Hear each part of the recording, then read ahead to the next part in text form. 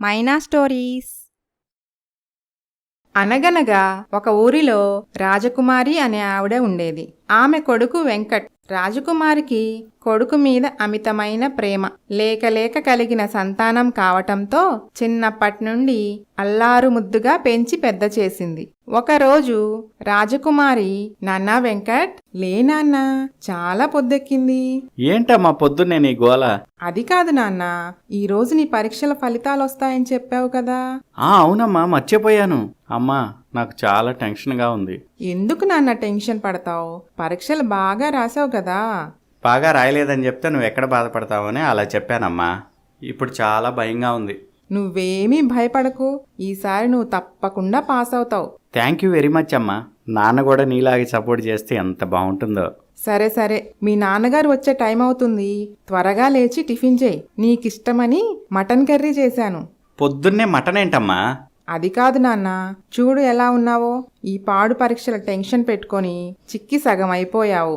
అందుకని బాగా బలం వస్తుందని చపాతీ మటన్ కర్రీ చేశాను. త్వరగా రా, తిందుగాని. కానీ నాకు ఆకలిగా లేదమ్మా. అలా అనొద్దు నాన్న, ఆ రిజల్ట్ గురించి మర్చిపో. ఏదైతే అదవుతుంది. ఇప్పుడు నువ్వు డిగ్రీలు సంపాదించి ఎవడి దగ్గరో ఉద్యోగం చేయాల్సిన అవసరం నీకేంటి చెప్పు. హాయిగా మనకున్న బిజినెస్లు చూసుకో చాలు. మీ నాన్నగారితో నేను మాట్లాడతాను. సరేనమ్మా, పద టిఫిన్ చేద్దాం అని తల్లి కొడుకులిద్దరూ కలిసి టిఫిన్ తింటూ ఉన్నారు. ఇంతలో వెంకట్ తండ్రి ఇంటికి వచ్చాడు. ఒరే వెంకట్, ఏం చేస్తున్నావురా? డాడీ, టిఫిన్ చేస్తున్నా. మమ్మీ మటన్ కర్రీ అదరగొట్టింది. మీరు కూడా ఒక పట్టు పట్టండి డాడీ. ఒరే సిగ్గులేని వెధవా, ఈరోజు నీ ఎగ్జామ్ రిజల్ట్స్ వస్తాయని తెలుసు కదా, అసలు ఏమాత్రం టెన్షన్ లేకుండా ఎలా తింటున్నావురా? ఎందుకండి ఎప్పుడు తినేటప్పుడే వాడిని తిడుతూ ఉంటారు? నువ్వు నోర్మి, నీ వల్లే వాడు అలా తయారయ్యాడు. వాడి తోటి వాళ్ళందరూ పీజీలు కూడా కంప్లీట్ చేస్తున్నారు. వీడు మాత్రం ఇంకా డిగ్రీ దగ్గరే ఉన్నాడు. ఇంతలో ఫోన్ రింగ్ అవుతుంది. హలో, చెప్పురా మామ. ఏంటి? అవునా? ఇంతకీ నువ్వు సరిగ్గా చూసావా? సరే, థ్యాంక్స్ రా మామ, బాయ్. ఏంటి బాబు, ఏమైంది? అమ్మా, నేను పాస్ అయ్యానమ్మా. ఎంత మంచి వార్త చెప్పావు బాబు. చూసారా, నా కొడుకు పాస్ అయ్యాడంట. ఏ మహానుభావుడో దయదాల్చి ఉంటాడులే. ఏదైతేనే డిగ్రీ పూర్తయింది కదండి. అమ్మా, వెంటనే నా ఫ్రెండ్స్ అందరికి పార్టీ ఇవ్వాలి. వెళ్ళొస్తానమ్మా, బాయ్ అని వెంకట్ బయటకి వెళ్ళిపోతాడు. వయసు పెరుగుతున్న ఆకతాయితనం, దుబారా ఖర్చులు తగ్గలేదు వీడికి. పోనీలేండి, ఈ ఒక్కరోజే కదా. ఇలాగే వాడిని అన్నిటికీ వెనకేసురా. వాడెందుకు పనికి రాకుండా పోతాడు. ఎందుకండి అలా అంటారు? ఏమండి, మన అబ్బాయి డిగ్రీ పూర్తయింది కదా, ఇక పెళ్లి చేద్దామండి. పెళ్ళా? వీడికి పిల్లనిచ్చేది ఎవడు? ఎందుకు ఇవ్వరండి? నా కొడుకేం తక్కువ? అందం, ఆస్తి ఉన్నాయి. మనం అనుకోవాలే గాని సంబంధాలు క్యూ కడతాయి చూడండి. నా కాబోయే కోడలి గురించి నేను చాలా కలలుగన్నానండి. అందంగా, అణుకువగా ఉండాలి. ముఖ్యంగా తల్లి కొడుకుల మధ్య దూరం అస్సలు పెంచకూడదు. అలాంటి అమ్మాయి ఎక్కడ దొరుకుతుంది? ఈ కాలం అమ్మాయిలు పెళ్లి కాకుండానే కాబోయే భర్తను చున్నీకి ముడేసుకుని తిరుగుతున్నారు. అవునండి, అదే నా భయం. అందుకనే ఆచితూచి జాగ్రత్తగా ఎంచుకొని మంచి అమ్మాయిని కోడలిగా తెచ్చుకోవాలి. నువ్వు ఏమేమో ఆలోచిస్తున్నావు. మనం చూపించిన అమ్మాయి వాడికి నచ్చాలి కదా. మీకలాంటి భయమేమీ అవసరం లేదు. నేను ఎవరిని చూపించి తాళి కట్టమన్నా వాడు కళ్ళు మూసుకొని తాళి కడతాడు. ఎంత నమ్మకమే వాడంటే నీకు. సరే, అలాగే సంబంధాలు వెతుకుదాం అనుకొని ఆ రోజు నుండి పెళ్లి సంబంధాలు వెతకటం మొదలు పెడతారు. అలా కొన్ని రోజులు గడిచాయి. ఒకరోజు వెంకట్ సడన్ గా పెళ్లి చేసుకుని ఇంటికి వచ్చాడు. ఆ దృశ్యాన్ని చూసిన రాజకుమారి ఒక్కసారిగా షాక్ అయి కుప్పకూలిపోయింది. అమ్మా, ఈ అమ్మాయి వాణి. మేము చాలా రోజుల నుంచి ప్రేమించుకుంటున్నాం. తప్పని పరిస్థితుల్లో పెళ్లి చేసుకోవాల్సి వచ్చిందమ్మా. నాన్న వెంకట్, నీ పెళ్లి గురించి నేను ఎన్ని కలలు కన్నాన్రా. నా కలలన్నీ కల్లలు చేశావు గదరా. చిన్నప్పటి నుంచి నిన్ను ఎంత అల్లారు ముద్దుగా పెంచాను. కనీసం ఆ అమ్మాయి మెళ్ళలో తాళి కట్టేటప్పుడైనా ఈ కన్నతల్లి గుర్తుకు రాలేదా నీకు? అది కాదమ్మా, ఈ మాయలాడి నిన్నంత మోసం చేసిందన్నమాట. నిన్ను నాకు కాకుండా చేసి నిన్ను దాని కొంగుకు ముడివేసుకుంది. అబ్బా నొప్పి, నేను ఈ నొప్పి భరించలేకపోతున్నాను. అమ్మా, ఏమైందమ్మా? భరించలేని గుండె నొప్పి బాబూ.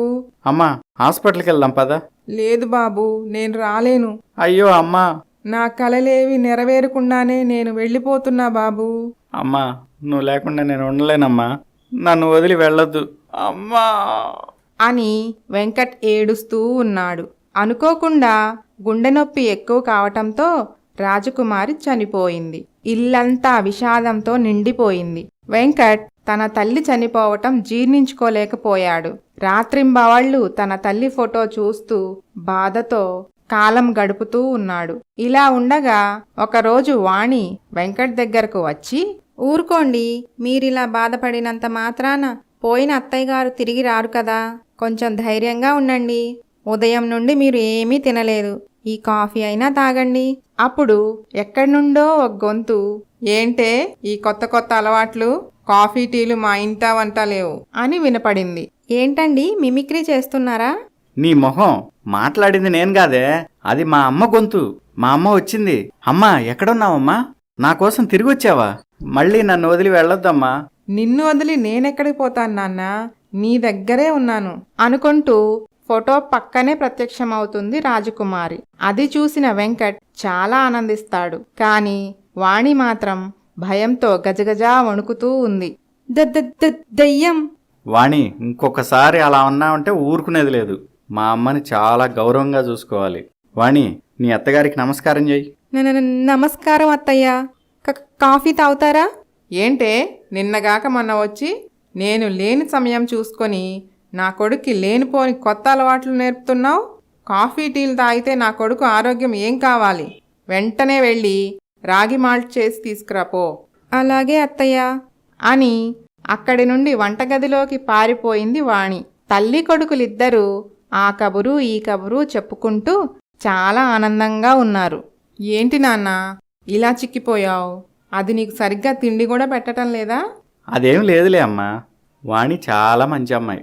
ఏం మంచో ఏంటో చూస్తున్నా కదా, గంట క్రితం వంటగదిలోకి దూరింది. ఇంతవరకు రాగి మాల్ట్ తీసుకురానే లేదు. అసలు అది ఏం చేస్తుందో ఏంటో చూసొస్తా అని దెయ్యం అత్త హాల్లో మాయమై వంటగదిలో ప్రత్యక్షమయ్యింది. అది చూసిన వాణి షాక్ అయ్యింది. ఏం చేస్తున్నావు వాణి? ఇదిగో ఇప్పుడే వంట పూర్తయింది అత్తయ్య. ఏం చేశావేంటి? పచ్చి పులుసు చేశాను అత్తయ్య. ఏంటి పచ్చి పులుసా? అలాంటి పిచ్చి పిచ్చి పులుసులు మేం తినం గాని ఏ చికెనో మటనో చెయ్యి. అది కాదత్తయ్య, నేను ప్యూర్ వెజిటేరియన్ని. నాన్ వెజ్ పేరు వింటేనే నాకు పొట్టలో తిప్పుతూ ఉంటుంది. ఆ వాసన నాకు అస్సలు పడదు. అలా అంటే ఎలా? మరి నా కొడుక్కి గోంగూర మటన్ అంటే పంచ ప్రాణాలు. వెంటనే మటన్ కర్రీ చెయ్యి.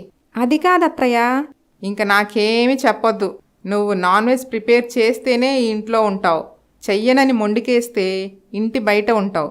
ఏం చేస్తావో నువ్వే నిర్ణయించుకో అని అక్కడి నుండి మాయమవుతుంది దెయ్యమత్త. దెయ్యమత్తను చూసి చాలా భయపడుతుంది కోడలు వాణి. కోడలంటే ఇష్టం లేని దెయ్యమత్త కోడల్ని రాచి రంపాన పెట్టడం మొదలు పెడుతుంది. దెయ్యమత్త పెట్టే బాధలు తట్టుకోలేని వాణి బాధపడుతూ ఒక మూల కూర్చొని ఏడుస్తూ ఉంది. ఇంతలో వాణి ఫోన్ రింగ్ అయింది. హలో శరణ్య. హాయ్ వాణి, ఎలా ఉన్నావే? మొత్తానికి అనుకున్నది సాధించావు. పెద్దల్ని ఎదిరించి ప్రేమ పెళ్లి చేసుకున్నావు. హ్యాపీగా మ్యారీడ్ లైఫ్ ఎంజాయ్ చేస్తున్నావు. క్లోజ్ ఫ్రెండ్స్ని కూడా మర్చిపోయావు కదే. ఫోన్ లేదు, మెసేజ్ లేదు. అంత బిజీనా? బిజీనా నా బొంద. భయపడి చచ్చిపోతున్నా ఇక్కడ. నా అత్త పెట్టే టార్చర్ తట్టుకోలేకపోతున్నా. చాలే అమ్మా, జోకులాపు. నాకేమీ తెలియదు అనుకుంటున్నావా? మీరు ప్రేమ పెళ్లి చేసుకోవటం తట్టుకోలేని మీ అత్తగారు ఆ రోజే గుండెపోటుతో మరణించారంట కదా. నీకు అత్తపోరు కూడా లేదు. నువ్వు ఆడిందే ఆట, పాడిందే పాట. ఎంత అదృష్టవంతురాలివే నువ్వు. ఏం అదృష్టమో ఏంటో, కోరుకున్న వాణ్ణి పెళ్లి చేసుకున్నానన్న ఆనందం అంతా ఆవిరైపోయింది. అదేంటే అలా అంటావు? అవునే, అలా పెళ్లి చేసుకుని ఇంటికి వచ్చామో లేదో మా అత్తగారు హరీమంది. వెంకట్ నిద్రాహారాలు మానేసి ఆమె ఫోటో ముందు ఏడుస్తూ ఉన్నాడు.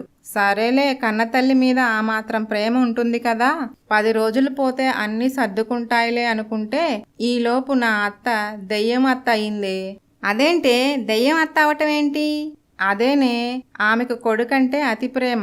కొడుకుని విడిచి ఉండలేక దెయ్యమై తిరిగొచ్చి ఇల్లంతా తిరుగుతుందే. నాకు చాలా భయంగా ఉందే. ఎక్కడ మాయమవుతుందో తెలీదు, ఎక్కడ ప్రత్యక్షమవుతుందో తెలీదు. పొద్దస్తమానం వెంకట్ని అంటి పెట్టుకొని తిరుగుతుందే.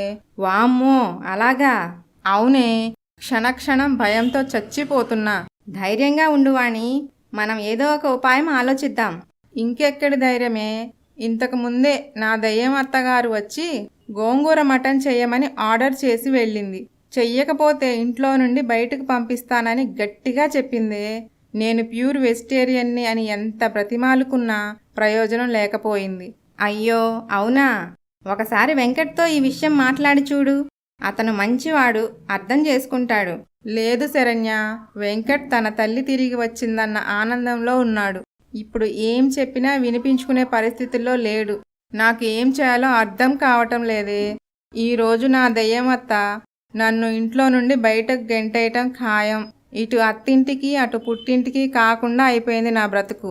ఏ నుయ్యో గొయ్యో చూసుకోవటం తప్ప వేరే దారేది కనిపించటం లేదే. అయ్యయ్యో, ఎందుకే అలా బాధపడతావు? పెద్దల్ని ఎదిరించి పెళ్లి చేసుకున్నారు కాబట్టి వాళ్ళ సపోర్ట్ మీకుండదు. ఇలాంటప్పుడే ఫ్రెండ్స్ హెల్ప్ తీసుకోవాలి. పరిష్కారం లేని సమస్య అంటూ ఏదీ ఉండదు. ఇప్పుడు నీ సమస్య ఏంటి? నాన్ వెజ్ కర్రీ ప్రిపేర్ చేయాలి, అంతే కదా? అంతే కదా అని చాలా సింపుల్గా చెప్పావు. నీకు నా గురించి పూర్తిగా తెలుసు కదే. ఆ మటన్ని చూస్తుంటేనే నాకు వామిటింగ్స్ అవుతాయి. మరి ఎలా ప్రిపేర్ చేసేది? ఇంకా ఏ కాలంలో ఉన్నావే? ముందు ఆ ఏడు పాపి నేను చెప్పేది జాగ్రత్తగా విను. సరే, ఏంటో చెప్పు. చూడు, ఆన్లైన్లో నీకు ఏ కర్రీ ఎక్కడి నుండి కావాలన్నా ఆర్డర్ చేయొచ్చు. మంచి రెస్టారెంట్ ఒకటి సెలెక్ట్ చేసుకొని అక్కడ నుండి గోంగూర మటన్ కర్రీ ఆర్డర్ చేయి. అంతే, అరగంటలో డెలివరీ చేస్తారు. అలా చేసావంటే ప్రస్తుతానికి నీ ప్రాబ్లం సాల్వ్ అవుతుంది. తర్వాత ఏం చేయాలో నిదానంగా ఆలోచించి మంచి సొల్యూషన్ వెతుకుదాం, సరేనా? సరే, ఐడియా బానే ఉంది కానీ నా దయ్యం అత్త చూస్తుందేమోనే. చూడకుండా ఎలాగోలా మేనేజ్ చెయ్యి. టైం ఎక్కువ లేదు కదా. ముందు ఆ పని చూడు, తర్వాత మాట్లాడుకుందాం. చాలా థ్యాంక్సే. సమయానికి నా పాలిట దేవతల మంచి సలహా చెప్పావు. ఉంటానే. సరేనే. బాయ్ శరణ్య. బాయ్ వాణి. స్నేహితురాలి సలహా ప్రకారం వాణి ఆన్లైన్లో మటన్ కర్రీ ఆర్డర్ చేసింది. దెయ్యమత్త గమనించకుండా జాగ్రత్తగా ఆన్లైన్ డెలివరీ తీసుకుంది. ఆ కర్రీ తనే చేసినట్లు తీసుకొని వచ్చి డైనింగ్ టేబుల్ పైన సర్దింది. అత్తయ్య, మీరు చెప్పినట్టే అన్ని డిషెస్ ప్రిపేర్ చేశాను.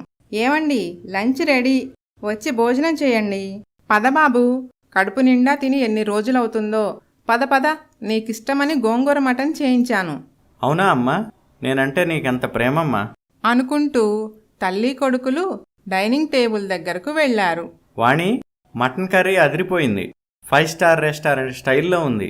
నువ్వు ఇంత బాగా చేస్తావని నేను అస్సలు ఊహించలేదు. తిన్న కొద్దీ తినాలనుంది. ఇంకొంచెం వడ్డించు. అలాగేనండి. అమ్మా, నువ్వు కూడా టేస్ట్ చూడు ఎంత బాగుందో. అవునా? అంత బావుందా? ఏది నాకు కూడా వడ్డించు. అలాగే అత్తయ్య, ఇదిగో తినండి. ఆ అని దెయ్యమత్త నోరు తెరవగానే భోజనం దానంతట అదే నోట్లోకి వెళ్ళిపోయింది. పర్వాలేదు, బానే చేసావులే గాని నా అంత టేస్టీగా చేయలేదు. నేను కర్రీ చేస్తే వీధి మొత్తం గుమగుమలాడిపోయేది. అవునమ్మా, నువ్వు చేసిన కర్రీ ఎంత బాగుండేదో. నీ కోడలు కూడా నీకు ఏమాత్రం తీసిపోదమ్మా. కర్రీ బాగా చేసింది. నాకైతే చాలా బాగా నచ్చింది. వాణి, ఇంకొంచెం వడ్డించు. అలాగేనండి. కడుపు నిండా తినండి. అమ్మకు కూడా వడ్డించు. వద్దు బాబు, నాకు చాలే, నువ్వు తిను. అలాగే అమ్మా. అమ్మో అమ్మో, దీన్ని మటన్ చేయమంటే నేను వెజిటేరియన్ని, తొక్క తోలు అని చెప్పింది. ఇప్పుడేమో బాగా చేసి తీసుకొచ్చింది. దీన్ని ఇలాగే వదిలేస్తే నా కొడుకుని నాకు కాకుండా చేస్తుంది. వాణ్ణి పూర్తిగా దానివైపు తిప్పేసుకుంటుంది. అమ్మో, అలా అస్సలు జరగకూడదు. ఈ రోజు నుండి దీనికి చుక్కలు చూపిస్తా, ఇల్లు వదిలి పారిపోయేలా చేస్తా అని అనుకుంది దెయ్యమత్త. ఆ రోజు నుండి దెయ్యమత్త వాణిని టార్చర్ చేయటం మొదలుపెట్టింది. వాణి ఇల్లు శుభ్రం చేస్తుంటే వెనక నుండి చెత్త తెచ్చి ఇల్లంతా చిమ్మేది దెయ్యమత్త. వాణి చచ్చినట్లు మళ్ళీ ఇల్లంతా శుభ్రం చేసుకునేది. వాణి వంట చేస్తే దెయ్యమత్త వచ్చి కూరల్లో ఉప్పు కారాలు ఎక్కువెక్కువ కలిపి వెళ్ళిపోయేది. వాణి రుచి చూసి మళ్ళీ వంట చేసేది. ఉతికి ఆరబెట్టిన బట్టల మీద దెయ్యమత్త నీళ్లు చల్లేది. వాణి వాటిని మళ్ళీ ఆరబెట్టేది. వాణి ఇంటి పనులన్నీ 1కి 2 సార్లు చేసుకోవలసి రావటంతో చాలా విసిగిపోయింది. దెయ్యమత్తే ఇవన్నీ చేస్తుందని వాణికి తెలిసినా ఏమీ చెయ్యలేని పరిస్థితి. వాణి ఓర్పుతో అన్నీ సహిస్తూ ఉంది. దెయ్యమత్తకి మాత్రం సహనం నశించింది. ఎంత టార్చర్ పెడుతున్నా కోడలు ఇల్లు వదిలి వెళ్ళటం లేదని అనుకుంది. ఎలాగైనా సరే కోడలి అడ్డు తొలగించుకోవాలనుకుంది దయ్యమత్త. వాణి ఎక్కడుంది, ఏం చేస్తుంది అని ఇల్లు మొత్తం వాణి కోసం వెతికింది దయ్యమత్త. వాణి వంటగదిలో కూరగాయలు కట్ చేస్తూ ఉంది. దయ్యమత్త వంటగదిలోకి వెళ్ళి చుట్టూ చూసింది. కూరగాయలు కట్ చేసే కత్తి ఇంకొకటి స్టాండ్లో పెట్టి ఉంది. దయ్యమత్త అలా ఆ కత్తిని చూడగానే ఆ కత్తి వేగంగా గాలిలోకి ఎగిరి దూసుకు వస్తూ ఉంది. ఇంతలో వెంకట్ అమ్మా అమ్మా ఎక్కడున్నావు అనుకుంటూ తన తల్లి కోసం ఇల్లంతా గాలిస్తున్నాడు. వెంకట్ గొంతు వినపడగానే దయ్యమత్త జాగ్రత్త పడింది. వేగంగా దూసుకువచ్చిన కత్తి అంతే వేగంగా వెనక్కు వెళ్ళి మునుపటిలాగే స్టాండ్లో నిలబడింది. నీ అదృష్టం బావుందే, సమయానికి నా కొడుకు రావటం వల్ల నువ్వు బ్రతికిపోయావు, తర్వాత చెప్తా నీ సంగతి అనుకుంటూ అక్కడి నుండి మాయమవుతుంది దయ్యమత్త. వెంటనే వెళ్ళి కొడుకు ముందు ప్రత్యక్షమవుతుంది. ఏంటి బాబు, నా గురించి ఇల్లంతా వెతుకుతున్నావెందుకు? ఏమీ లేదమ్మా, చాలాసేపటి నుంచి నువ్వు కనపడపోయేటప్పటికీ నన్ను వదిలి వెళ్ళిపోయావేమోనని. పిచ్చి నాన్న, నిన్ను వదిలి నేనెక్కడి పోతాను చెప్పు? నిన్ను విడిచి నేను అస్సలు ఉండలేను బాబు. అందుకే కదా నా ప్రాణం పోయినా సరే మళ్ళీ తిరిగి వచ్చాను. నువ్వు అలాంటి పిచ్చి పిచ్చి భయాలేమీ పెట్టుకోవద్దు నాన్న, సంతోషంగా ఉండు అని తల్లి కొడుకులిద్దరూ కబుర్లు చెప్పుకుంటూ ఉన్నారు. వాణి వంట పూర్తి చేసుకొని హాల్లోకి వచ్చింది.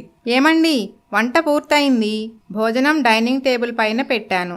ఏంటి వాణి ఈరోజు త్వరగా వంట చేశావు? గుడికి వెళ్ళొద్దామని. అలాగా, 2 నిమిషాల్లో రెడీ అయ్యి వస్తాను. నువ్వెందుకు బాబు, గుడి మన వీధి చివరే కదా, వాణి వెళ్ళొస్తుందిలే, నువ్వు విశ్రాంతి తీసుకో. సరే వాణి, నువ్వు వెళ్ళిరా. అలాగేనండి అని వాణి దెయ్యమత్తని తిట్టుకుంటూ గుడికి బయలుదేరింది. ఏంటో నా జీవితం ఇలా అయిపోయింది. పెళ్లి కాకముందే బావుంది. వెంకట్ నేను హాయిగా ప్రేమ పక్షుల్లా విహరించేవాళ్ళం. ఇప్పుడు గుడికి కూడా నాతో రావటం లేదు. మరీ పని మనిషి కంటే ఘోరంగా తయారైంది నా బ్రతుకు.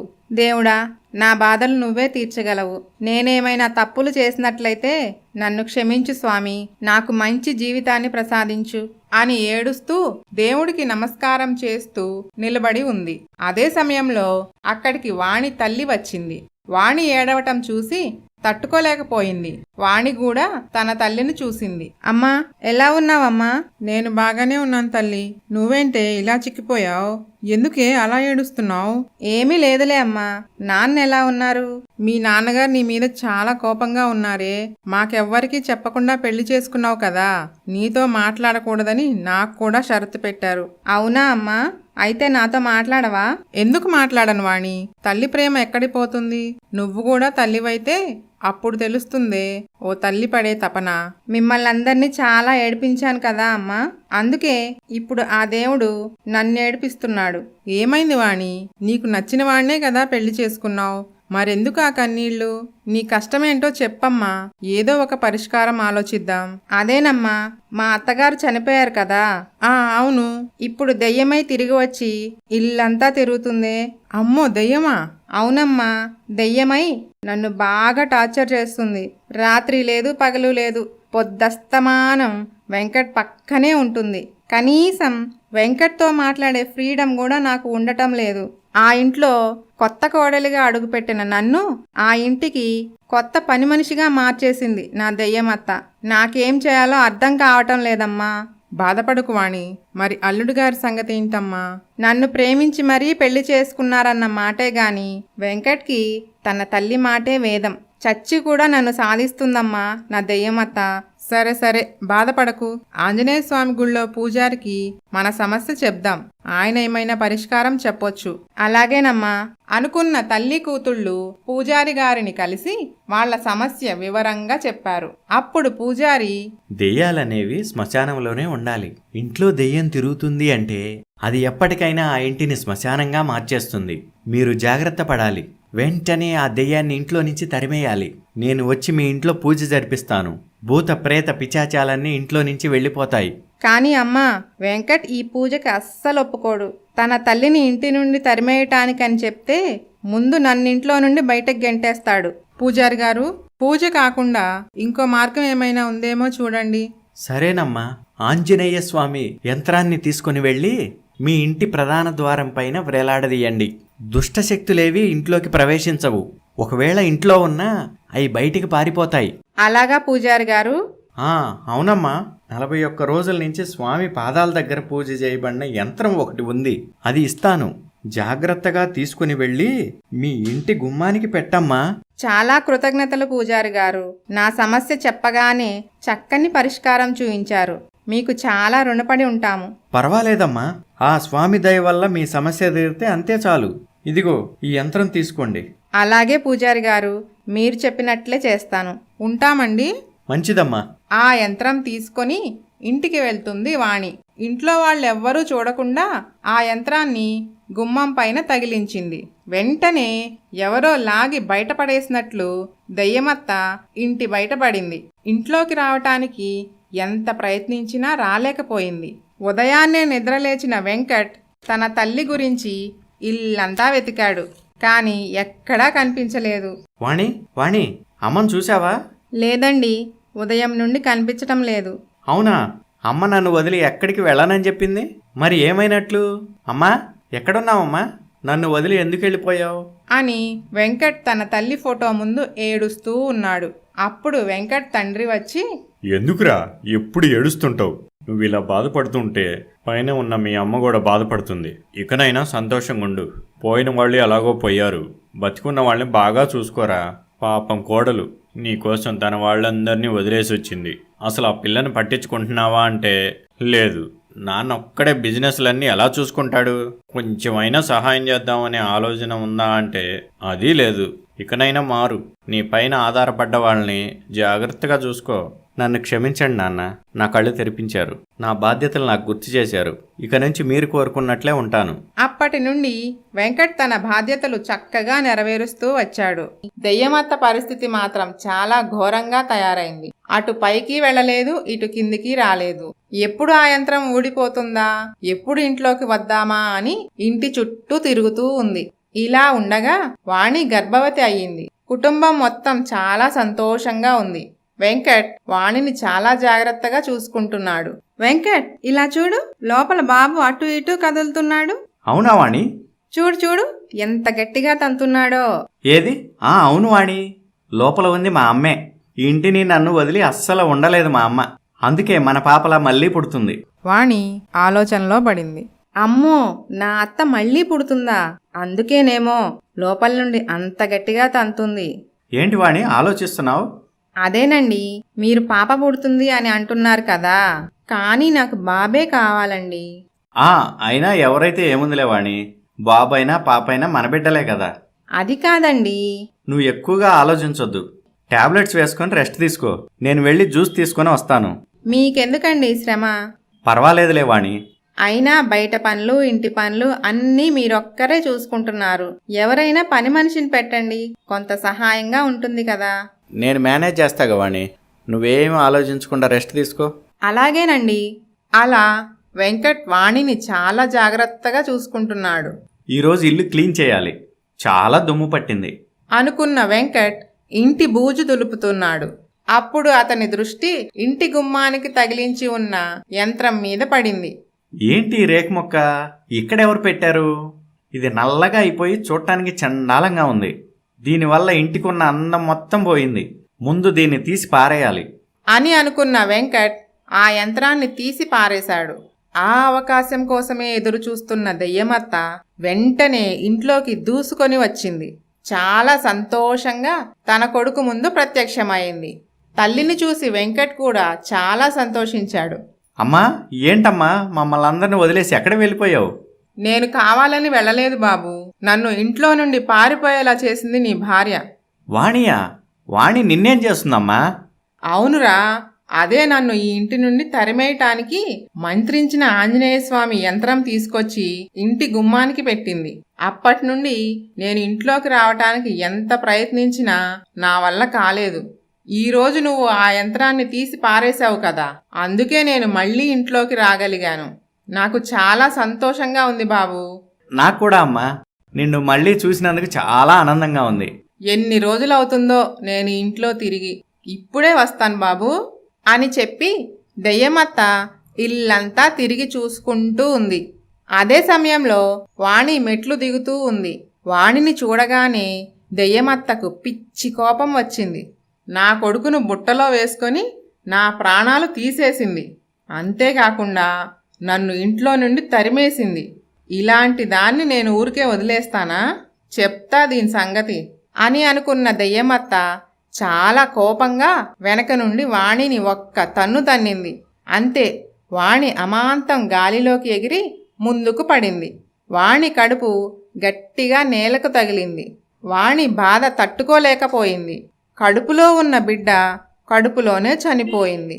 అయ్యో, నా బాబు నాకు కావాలి వెంకట్. వాడిని చూడకుండా నేను ఉండలేను. నాకు నా బాబు కావాలి అని వాణి గట్టిగా అరుస్తూ ఉంది. అప్పుడే వెంకట్ జ్యూస్ తీసుకువచ్చి, వాణి వాణి లే లే, బాబు బాబు అని కలవరిస్తున్నావేంటి? లేచి జ్యూస్ తాగు.